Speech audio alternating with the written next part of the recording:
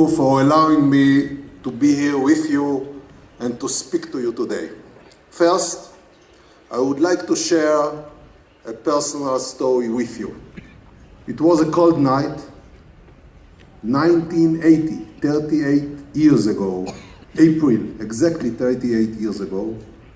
I went to one of my first operations as a team leader in the Israeli Navy SEALs unit, Hashayetet.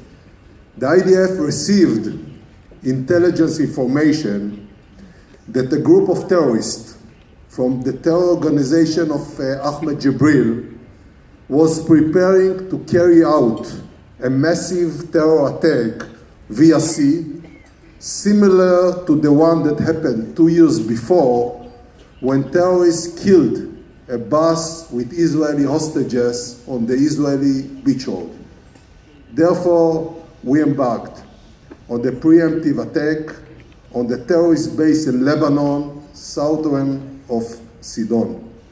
I entered to this operation as inexperienced commander, and I went out as a commanding officer. We surprised the terrorists and attacked them from several directions. During the operation, I fought at the head of the invading force, threw hand grenades, shot the terrorists, and placed 2 explosive charges to destroy the building in which more than a dozen terrorists were organized. During the operation, my direct commander, Captain Doron, was wounded, and therefore the commander of the operation and the Shayetet at the time, Ami Ayalon, instruct me to take command and rescue Doron. As we were making our way back, it was already done. The battle was tactical, but I came out of it with few insights, which stayed with me all the way of my military activity. First, there must always be a plan to everything. Things must not be left to the fate. The basic responsibility requires us to plan and to get ready. Having said that, you must know that there will be always surprises. There were surprises in the operation, as there were surprises in other operations. The battlefield is the kingdom of the unknown. Every operation requires from the soldiers fighting abilities and courage. In addition, the commanders are also required to show a clear assessment of the situation, courageous decision-making, and high performance. These basic things related to tactical ability, but are not surprisingly also true to the highest level of leadership. Therefore, I think we need to take these insights into current reality. I will open by saying that today our situation is good, and in some ways it is better than it's ever been. Having said that, our situation is very sensitive to changes and it is very delicate. The most important issue is the security issue, of course. I speak both of internal and external security. This is one of the quietest periods we have ever been in. It is relatively quiet on all our country borders, at least over the last 40 years that I can remember from my combat military experience. However, the situation is not perfect. On the southern front, for almost a decade now, since Operation Cast Lead under my command as Southern Commander Front, there have been one major interference in 2014. In Judah and Samaria, the rest of the country, all along this time, there have been a series of terror attacks. that have taken place in Jerusalem, in Tel Aviv, and in other places all over Israel. But in general, despite these tragic events, this is a quiet period. The Gaza border and the Lebanese border have been quiet for a long time as a result of the deterrence that have been achieved. The very important lasting peace with Jordan and Egypt, together with good performance of the IDF, brings stability and quiet to the border. It is right in the east and in the south. The Palestinian terrorism in Judah and Samaria is not able to achieve its objective in any confrontation against Hamas in Gaza Strip. Israel will prevail. Actually, the problem in Gaza Strip is different. How to enable a better life for Palestinian population that have been taken hostages by terrorist organizations without creating greater damage to Israel's security. However, the situation before us is different from anything we have known in the past. The Iranians are sweeping the Middle East in a she storm. They already control territories from the Persian Gulf in the east to the Mediterranean in the west.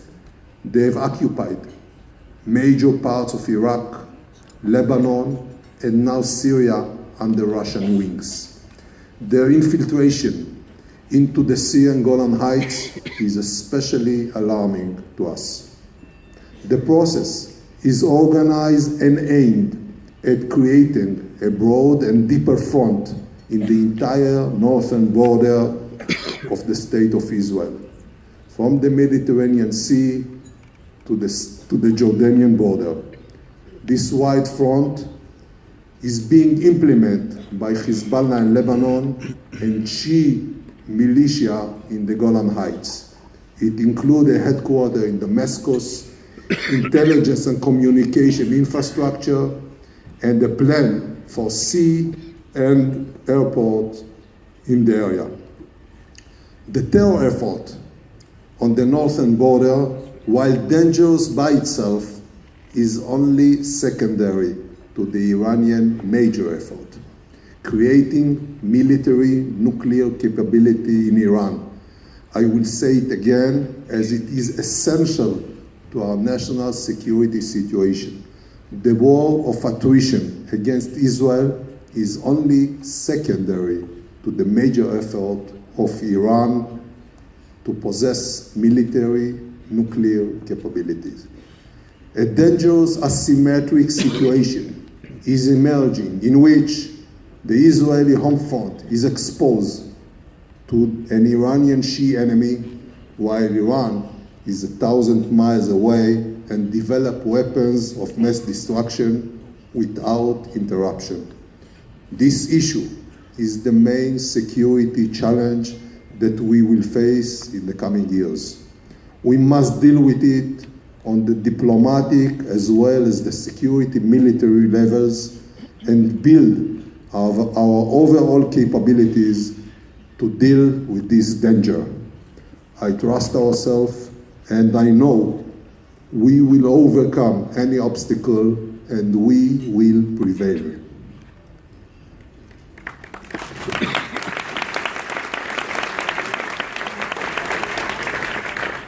But we can deal with the security challenge only when we are united within Israel's society, but it is not enough. We must be united, Jews from all over the world and Jews here in Israel. We are losing a large part of our strength as a result of a divide between secular and ultra-Orthodox, right and left, rich and poor, and so on. From my experience over the years, when I was leading troops through sea or land, you must remember that the leader at the head of the camp controls the direction, but the pace is dictated by the last man in line. Creating a split of hatred by political elements, for short-term profit is irresponsible and also, to some degree, dangerous. We all remember, especially here, that the Second Temple was destroyed because of baseless hatred. But the Jews in the state of Israel are not alone. We do not forget our brothers and sisters around the world, just as they do not forget us. As one whose father fought with the partisans and whose mother, an Holocaust survivor, came to Israel on board of the famous ship of Exodus, I know to appreciate the transition from the life of fear to a strong and secure independence state.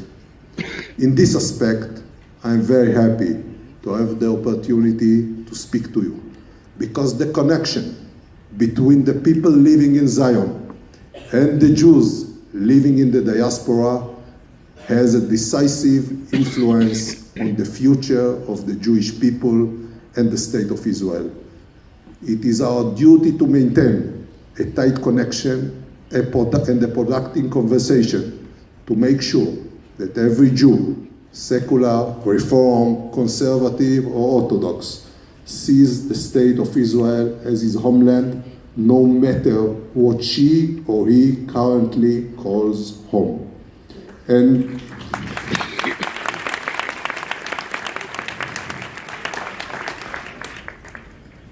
on this evening, I would like to take the opportunity to thank you all for all your actions and efforts today and during the years for facilitating Aliyah and furthering Jewish Zionist education in the diaspora.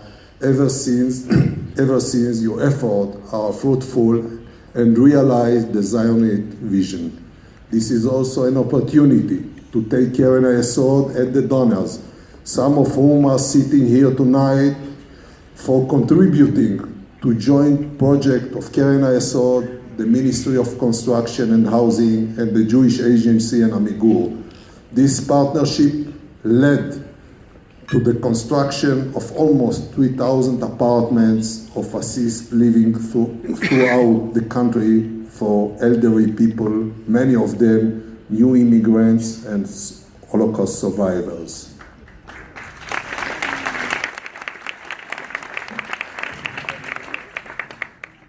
To conclude, I would like to say I'm looking in a very positive and optimistic approach at the future of the Jewish people and the state of Israel. But even the greatest national phenomena of the last century, the creation of the state of Israel, needed to have maintenance. We must work very hard together to preserve the miracle we inherited from our forefathers, the revival of the Jewish people in its homeland. Thank you all very much. God bless you. God bless the state of Israel.